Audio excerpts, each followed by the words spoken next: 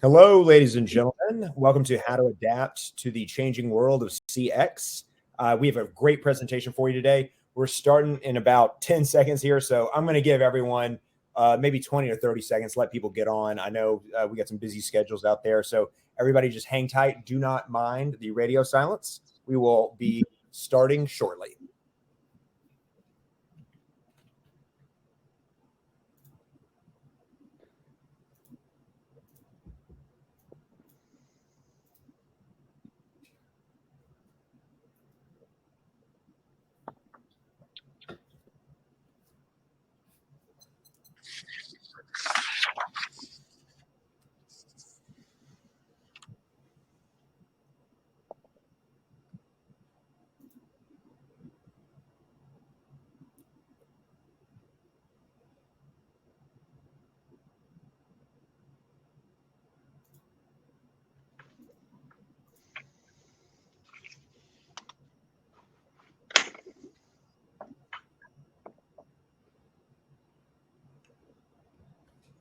Alrighty, folks, let's get this party started. We got a lot to go through today. So once again, welcome to How to Adapt to the Changing World of CX. Digital drives a successful customer experience.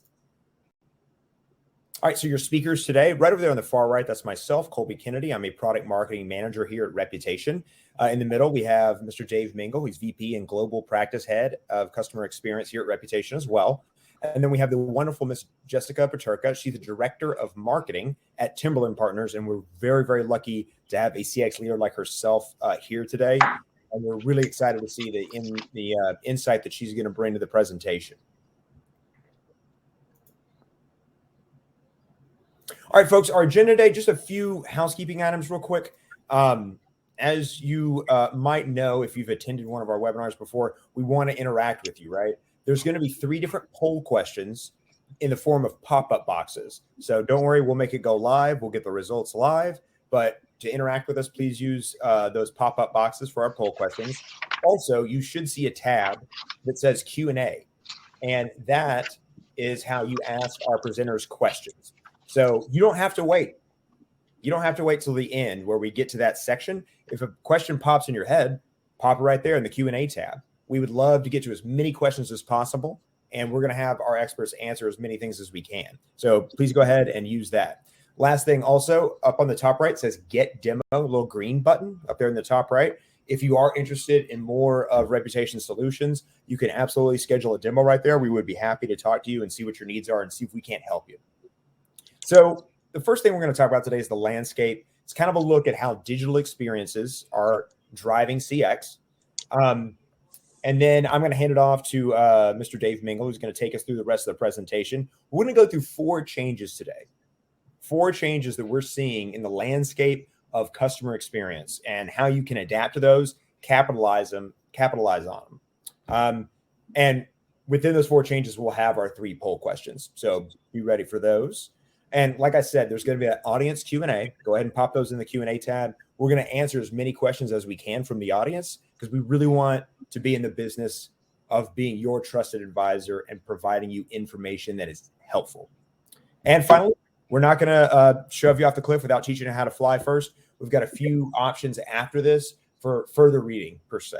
Different things you can consume, different places you can ask questions. So that's going to be our little thank you section right there. All right, folks, let's see what's next. Cool. So if you look at a few of these numbers right here, the main bullet point in my mind is the proliferation of digital touch points, right?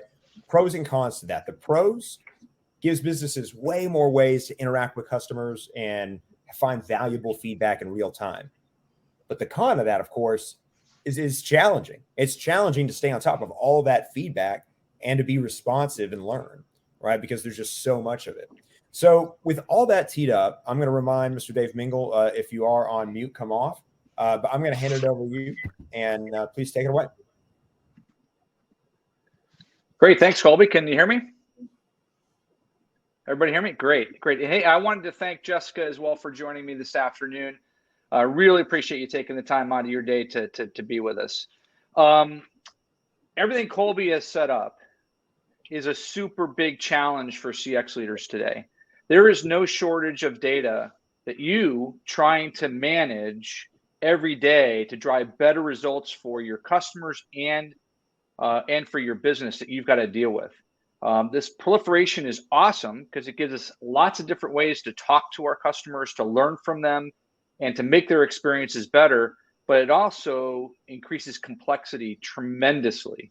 So what we're going to talk about today is 4 ways that we believe this proliferation of data and the rapid expansion of digital is absolutely changing how CX leaders need to look at their jobs and how we can help to help them manage that going forward.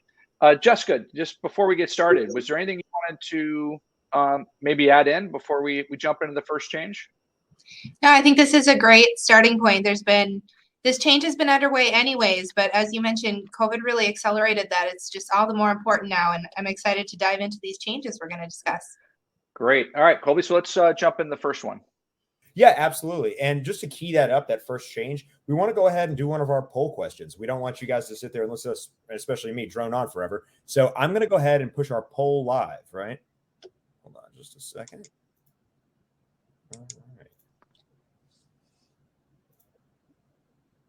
All right, everybody. So you should be seeing a pop-up box on your screen right there. And we have a question today. In how many places does your company store CX data like reviews, surveys, etc., right? We got 0 through 4 and more, right? Now, don't mind the radio silence again. I'm going to give everyone, 20 seconds or so to think about it and answer. And as you can see, the results will be coming in live about where people are storing their CX data, like how many places.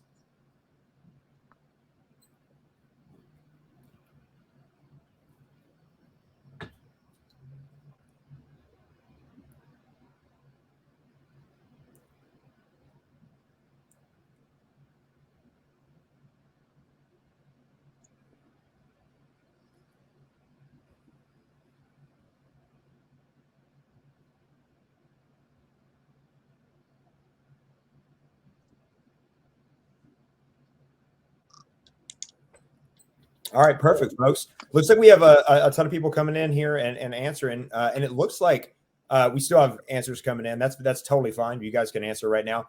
But it looks like the majority of us are at 2 or 3 places, and we even have some people with 4+, which is something that we're going to speak on here in a second. So I'm going to leave that up for a little while, but I would love to come back to our slides right here and talk about this first change. Well, Jessica, I don't know about you, but I'm a little bit surprised by that poll. There was actually someone that had their data all in one place.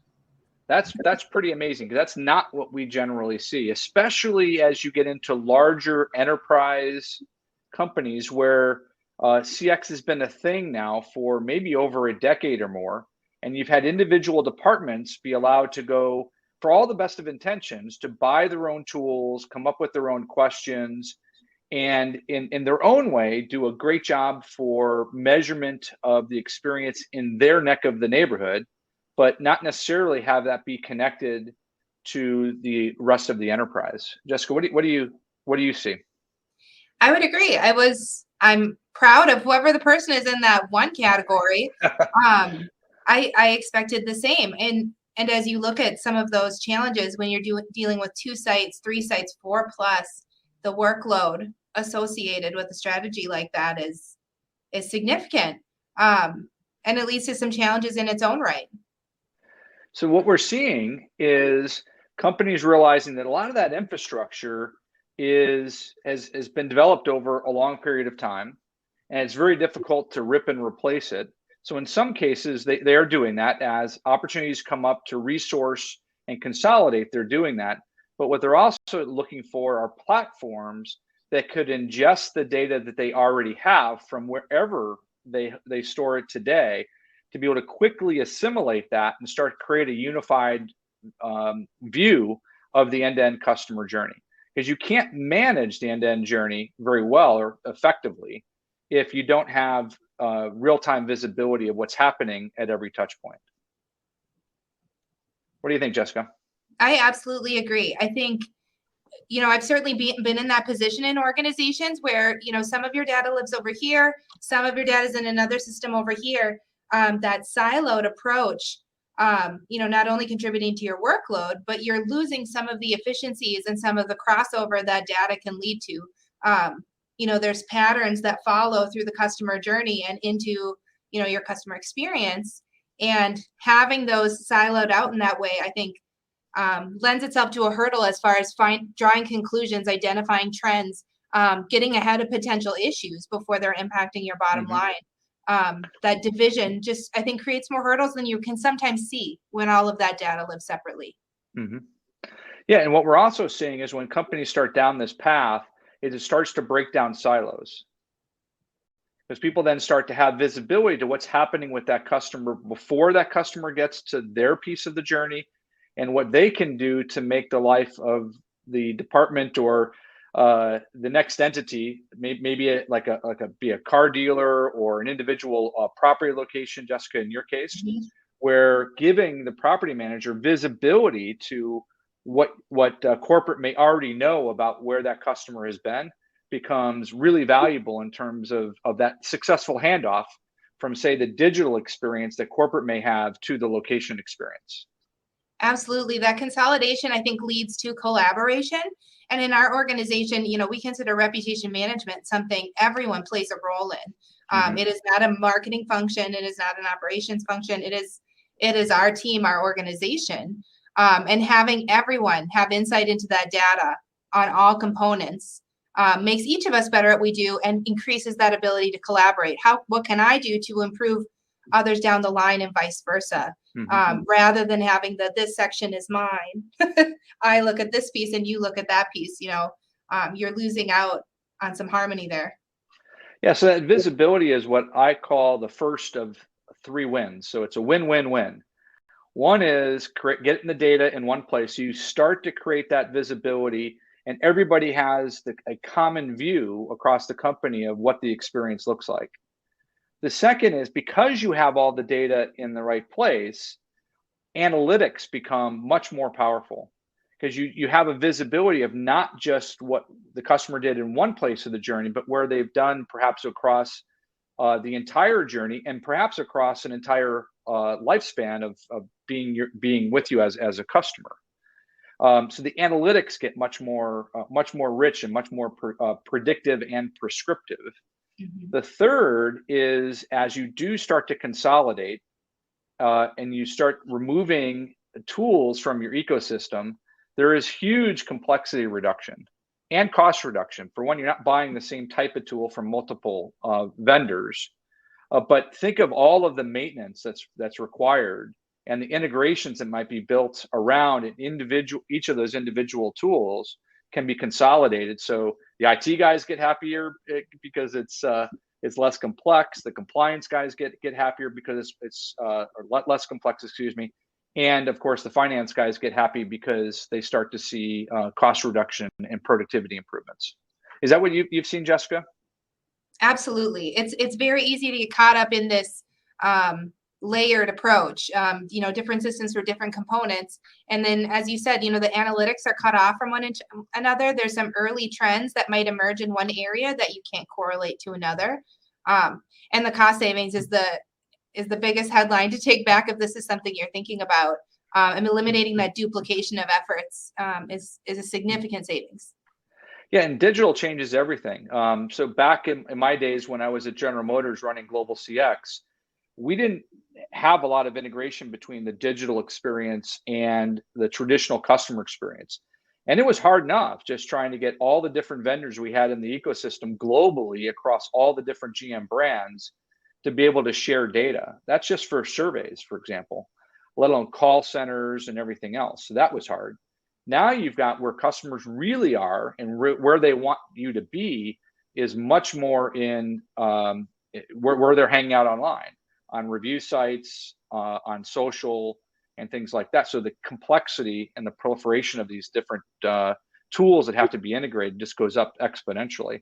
So we're seeing a lot of customers that have maybe invested with us on reviews or social, wanting to migrate surveys onto the platform in part to be able to marry both the private and the public data, but to eliminate a lot of that complexity we just talked about.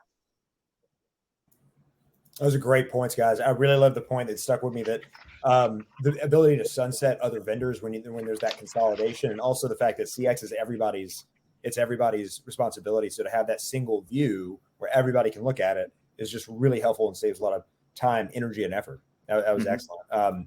Anything else you guys want to say before I go on to our next poll question? Let's go. All right, sounds good. Just like the last time, guys, before we go on to our next change, we want to see a little bit what you think. I'm going to ask you a question here through our poll. And so hang tight with us. Cool.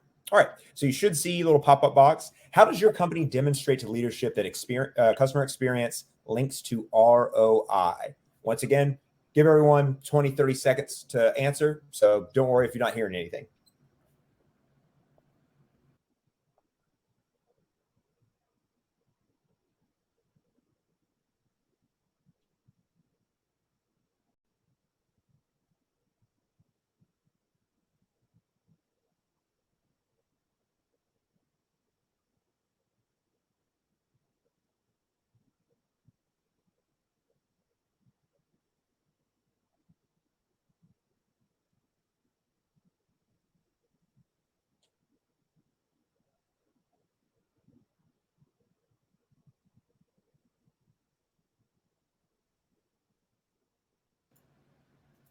All right, great job, everyone. Don't worry if the poll is still open. You can answer if you have not yet. But it looks like we're doing a pretty good job of at least trying to draw that link between CX and ROI.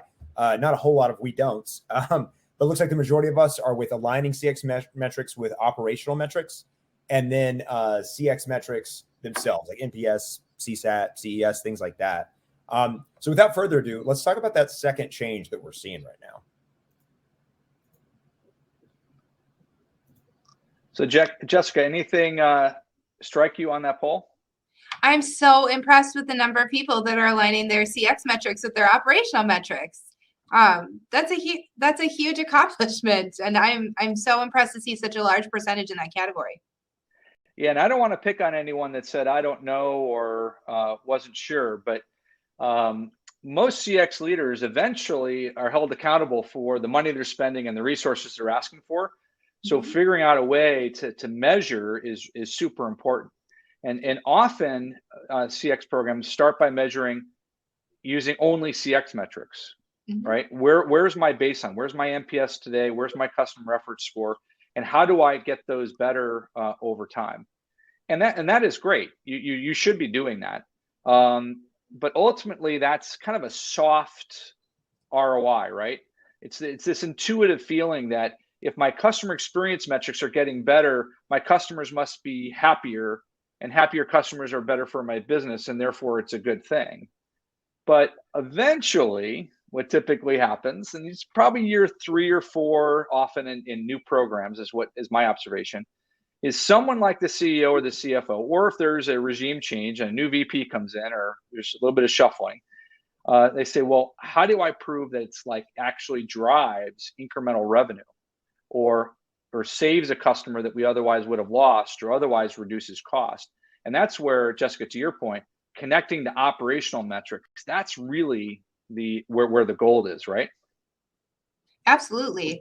I think, the options Colby laid out here, to your point, David, are kind of illustrate a progression. I think anecdotal evidence is where most of us start. And then you start getting into your CX metrics, and then you start aligning it overall. But I think, to your point, as far as aligning these with your goals,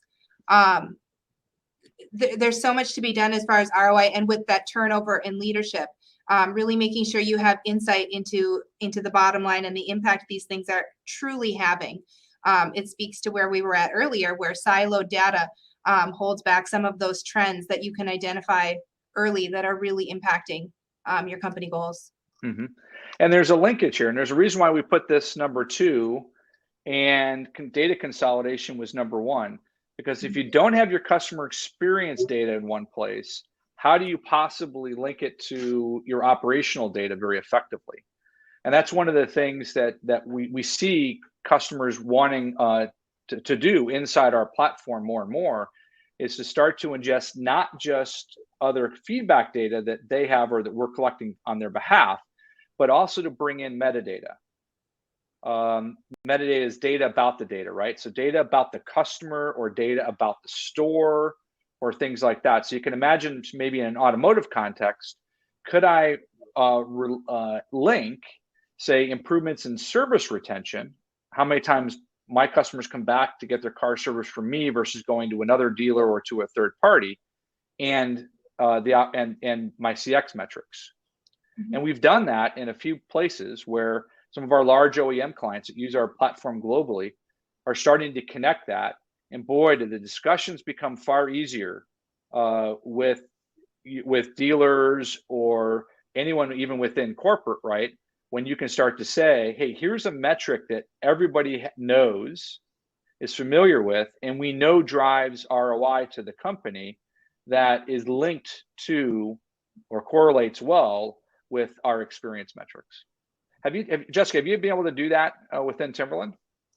Absolutely. And I think our industry is a bit of an anomaly, David, as you and I have discussed, where there is an inherent amount of churn, which is not necessarily due to poor relationships, poor management, but just to the nature of being a housing provider, managing communities. And so that data for us became all the more important because, of course, we want to retain our residents and provide a great home. But those people that are leaving, the relationship management there is just as important, because those who follow behind them, we need to build trust with. So our goal is to, not only maintain relationships, positive relationships throughout the customer life cycle for us, but as that life cycle comes to an end, leaving on a high note so that correlates to future growth and progression for the business. Another thing that we've seen customers start to do is to bring in CRM type metrics like lifetime value or likelihood to be in market, or those that may be showing defection signals. So that if something happens in their experience and that person's a high value customer, to intelligently then use that knowledge to route maybe that piece of feedback, maybe not just to any queue, but to a preferential queue in the contact center that can make sure that customer gets handled properly. The CRM side has a lot of opportunity on it. You're able to measure, depending on the systems you've got in place, all the way to awareness. So those awareness metrics before they contact you. And CX data, for our customer funnel, the sales journey has come into play much earlier. And so we're able to monitor, are we losing people before they even get to the point of contacting us, because what they are being exposed to in that awareness phase, doesn't motivate them to carry on in the process. It really gives you some early insight into what kind of impact CX has on your sales. Yeah. Right on. I love it, guys. Great information. And I really hope everybody out there is getting a lot out of this. I know I am already from hearing all y'all's experience in the field or whatnot, but I know we have limited time. So let's hop into our third change right here. No poll on this one? I'm gonna jump right in. No, we got one more poll question coming a little bit. Want to take a little poll of what people are thinking toward the end. But Google will continue to ascend as a CX proving ground. Okay, so full transparency, Jessica and I did talk through this, but we actually didn't practice the segue that she just gave me, which was, how do you monitor and understand the experience that customers have before you even know they're a potential customer? And this is where Google comes in. And a lot of people think of Google and listings and that as SEO, which it is. You've got to be good at that, but that's really table stakes today. The question from a CX standpoint is, how do I leverage that excellence to create a differentiated experience when someone says, find the doctor near me, find an apartment near me? And if those listings aren't up to date, and you don't come up, that's bad. But even if you do, if you don't have things like messaging, where someone could click through and talk to you in real time, we're seeing in Google, on the Google business pages, Google intentionally adding more and more content to those pages to keep you there and not to click through to the brand's website. You're seeing like car dealers that are starting to put their live inventory directly onto their Google pages, as an example.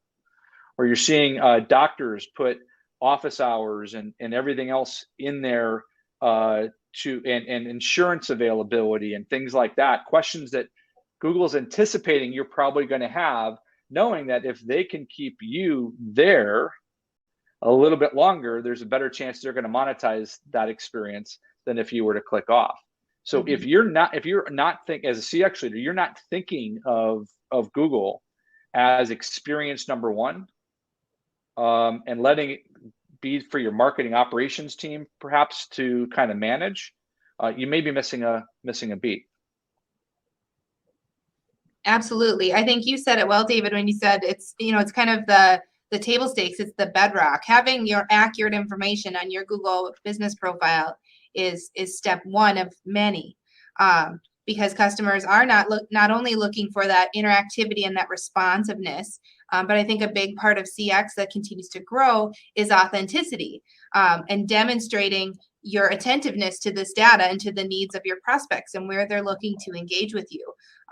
So I feel like this is just foundational to not only an overall digital strategy, but to your CX strategy in particular.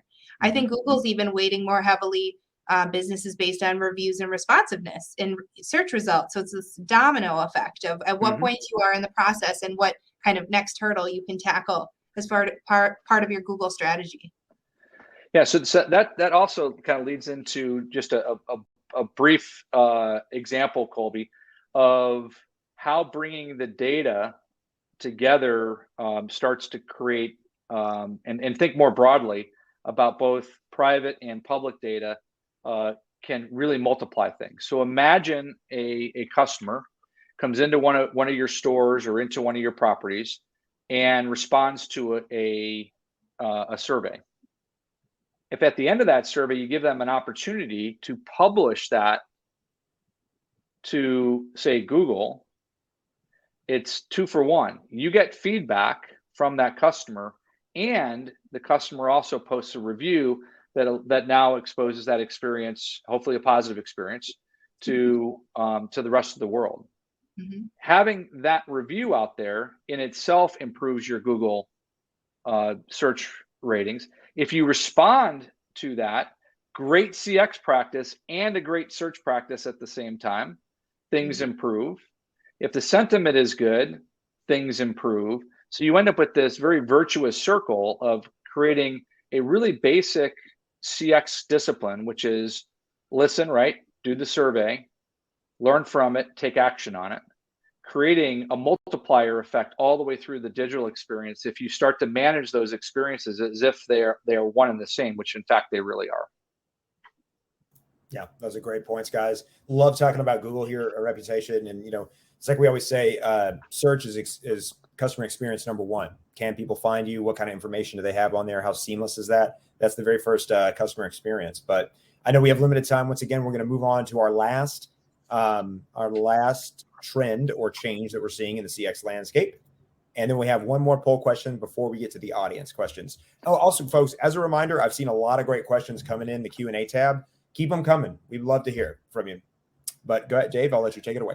Yeah, sure. So again, continuing here, you hopefully you're picking up on the theme and the sequencing here. But now you've got the ability through the different messaging platforms, including Google, to be able to have real-time discussions with your customers while the experience is still happening. One of the challenges with traditional CX instruments like email or even a review is they often happen after the experience has already ended. But what if, again, thinking about this not so much from operationally, how do I get good at messaging, but how do I create or use CX disciplines to make that messaging experience really, really exceptional so the customer is more likely to convert with you than with somebody else. So one of the things we're doing is we're bringing we've launched a a unified inbox, we're calling it, where you can take multiple messaging tools, Google, Facebook, etc., and bring them into one console along with your reviews. So it's much easier to see everything in one place. But we're also starting to connect to that a lot of the analytics disciplines that we have. So, for example, AI and natural language processing and whatnot, to be able to then in real time detect what is the customer talking about in that messaging thread, what's their sentiment, and ultimately being able to drive next best actions. So imagine having a tool or a platform that was smart enough to know whether that message is a good message or a not so good message, and to recommend to you what you might do to get that customer to proceed or to avoid possible defection. So to me, this unified inbox or messaging more broadly is the killer app for CX going forward. What do you think, Jessica? I completely agree. The customer expectation right now is that you meet them where they are. Similar to the way you'd approach your advertising strategy, you need to be in the places your prospects are already spending time and comfortable, and in the way they want to interact. And sometimes that is a Facebook message, and sometimes that is a Google question. And managing those experiences, starting off on that strong note right off the bat that I can expect a prompt response in whatever way I choose to reach out to you, just gives you such a positive first impression with this prospect who's decided to reach out to you and give you a chance. And then on the back end, the analytics you can learn from that of what are the stumbling blocks in our product offering, what are the things we could be doing better or communicating better.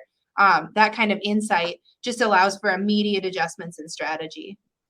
Yeah, and this becomes especially powerful, Colby, when you think of messaging not as chat. Chat is one and done, right? As you close that chat window, that thread is done. Messaging, a thread could stay live for as long as that customer wants to have a relationship with you. So it also creates then breadcrumbs, if you will, of what the communications are for that customer, potentially cradle to grave. So imagine then connecting that to the other listening points and really starting to understand where in the journey that customer is likely to be happier or not, and to make the right corrective actions while the experience is still happening, instead of waiting for the customer to already have left the store and then you've lost that opportunity. Mm-hmm. Yeah, we've seen so much nimbleness with messaging and SMS, and a lot of our survey customers have had a really great success with open and completion rates with surveys they've done through SMS. That's not the exact thing as messaging, but just the flexibility and the conversationalness of that format seems to really, really connect with people. But yeah. But if there's anything else you guys want to say, go ahead, because we have one more poll question after that. I'm looking forward to the poll question. What about you, Jessica? Right. Also, Dave, you get. Oh, go ahead, Jessica. What did you say? Let's dive into the poll question. Let's dive into that poll question. And also, Dave, you get extra points for using the phrase "cradle to the grave." Great there job. You go. Yeah, folks, we got one last question for you, real fast. So we've talked about a lot today, been over a lot, and we just want to see kind of what's resonating with people, what they're focusing on in their own business. So I encourage you to answer this question once again. 20, 30 seconds of silence right here. Which of the below would you focus on next as far as CX goes? So I'm going to give everyone a second here to answer.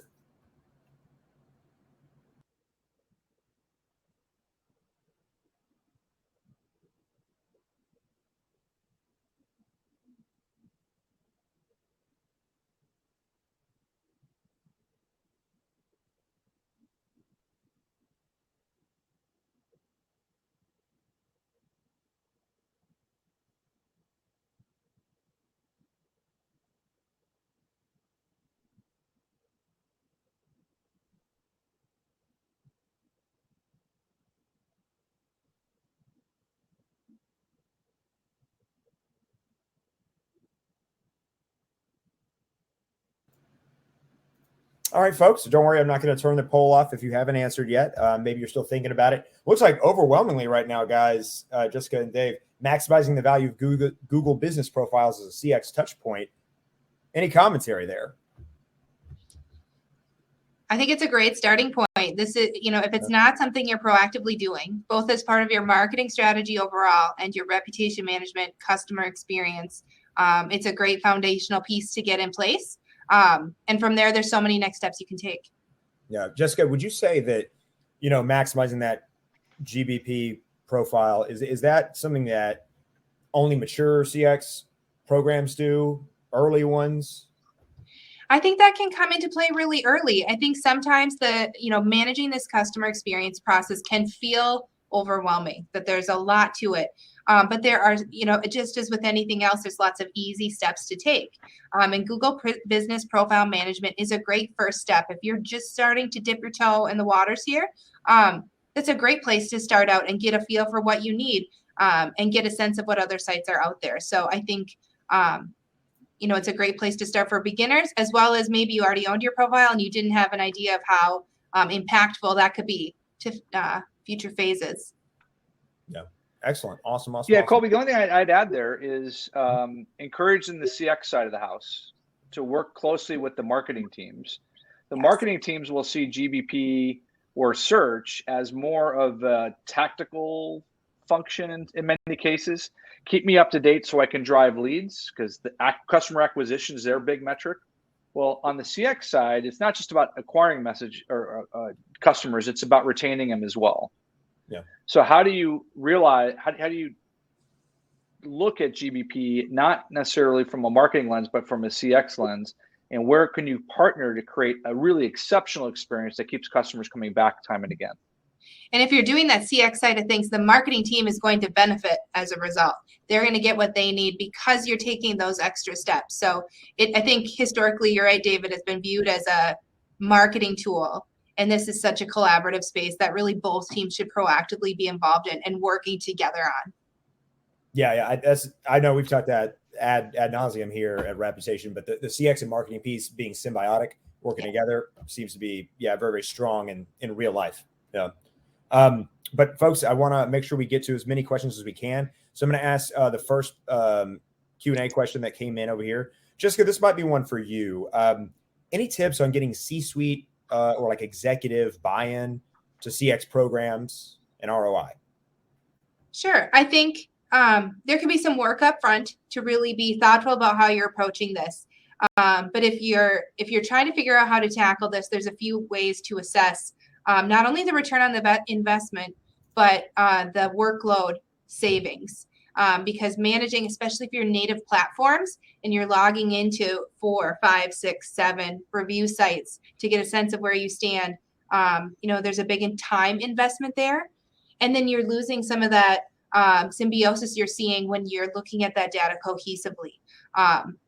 And so I would really encourage everyone to take a look at kind of those individual components. What's the investment of time you're taking to manage those? And what are the gaps in data that you can readily identify? Because between those two, you can almost always justify the investment of there is time to be saved and there is data we are unable to reach or access because we're siloed the way we are. Yeah. Dave, anything to add right there? That seems to be one that resonates with a lot of people.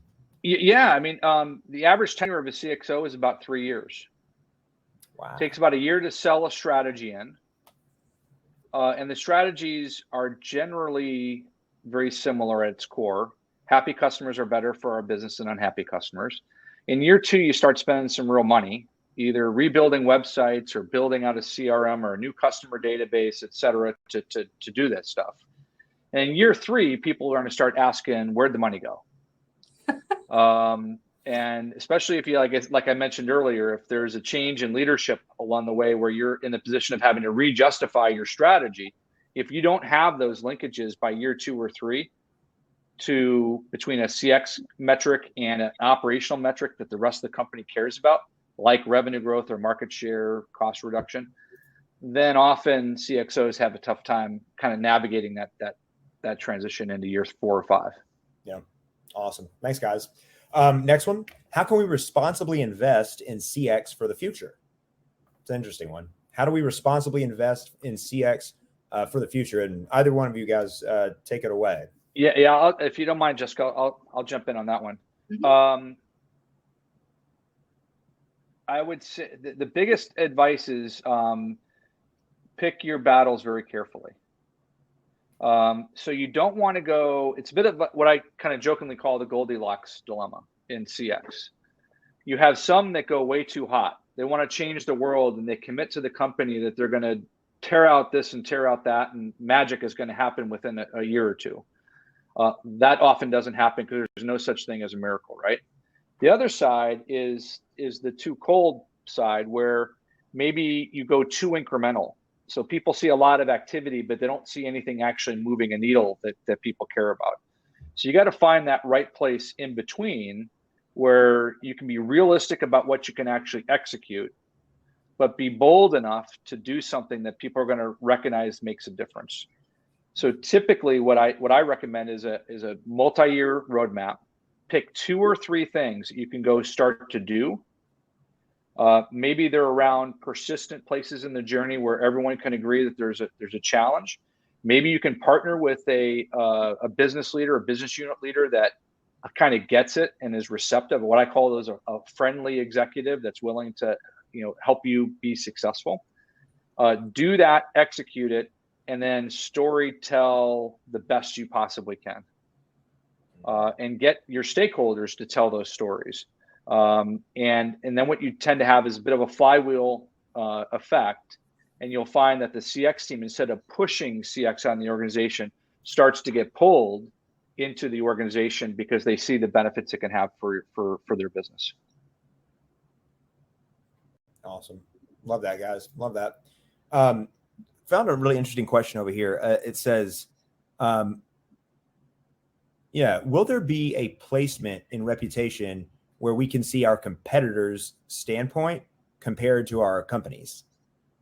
Will there be a placement in reputation where we can see our competitors' standpoint compared to our companies? So Jessica, do you use the competitive insights? Yes. I thought so. Tell us about that, because the answer is yes, Colby. All right, there you go. I'll let Jessica speak to the real world case study here. Yeah, and it came out of, David, that approach you talked about of this kind of incremental dive in. But one of the components of reputation.com our organization utilizes is the competitor dashboard and competitor insights, because we, to start with, really focused on ourselves. What are our weaknesses? Where are there some obvious low-hanging fruit to improve? But then you get into the further considerations, and as the buy-in through the organization expanded, it became, well, how do we measure up? And so we added, I think in year 2, the customer insight or the competitor insights. And it's just been a game changer. One, because the data is so actionable. There's things we can do right away to address gaps. But it was so motivating to our teams as well. I think it really created some buy-in of getting a sense of where you stand. How do you measure up? That's motivating in and of itself. So we're big proponents of the competitor insights. Awesome. Yeah, so you got to do a combination of both, right? You got to beat your own personal record, right? Yep. You want to get better. You want to see NPS moving in the right direction. But you also got to be looking out the window at what your competitors are doing. Because if your competitors are moving faster or creating improvements in ways to experience improvements in ways that create differentiation for them versus you, even though your internal scores show that you're going up, you may actually be losing. So it's really that cross section. The old adage, right? If you're being chased by a bear, you don't have to be faster than the bear. You just have to be faster than the one you're with. Very similar. If you can't just be running your own race, you've got to be aware of who your competitors are. Yeah. Mm-hmm. Guys, I think we got time for about one more. So this will be our last question. Thank you for everybody that's answered. And by the way, you will get some time, a recording of this. You will be able to see this later if you want to look back at it. But let's go ahead and answer this one last question. How do we align CX metrics with operational metrics? What do we look for? Mm-hmm. Jessica, you want to give that a shot? Or sure.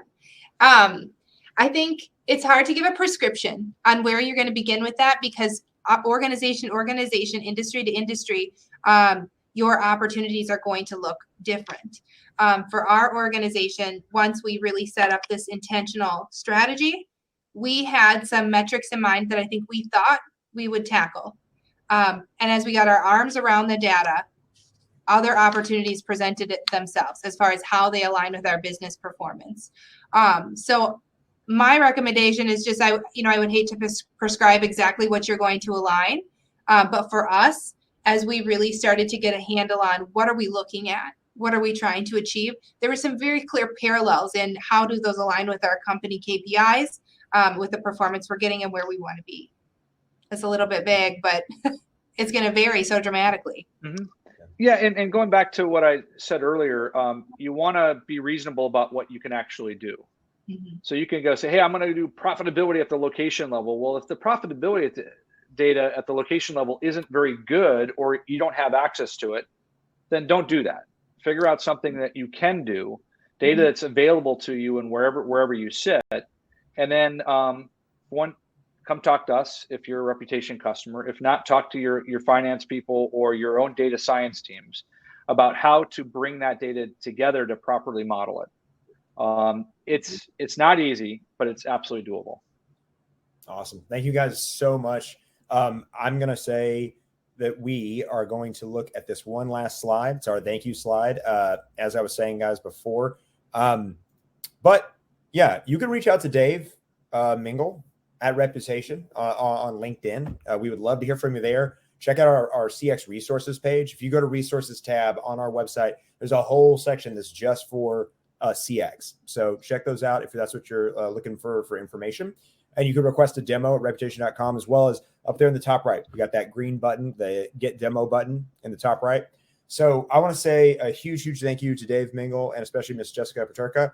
Thank you all so much for the excellent information today. And wherever you are watching out there, please spread the word and don't be a stranger. You can always ask us anything you want so we can help your business win.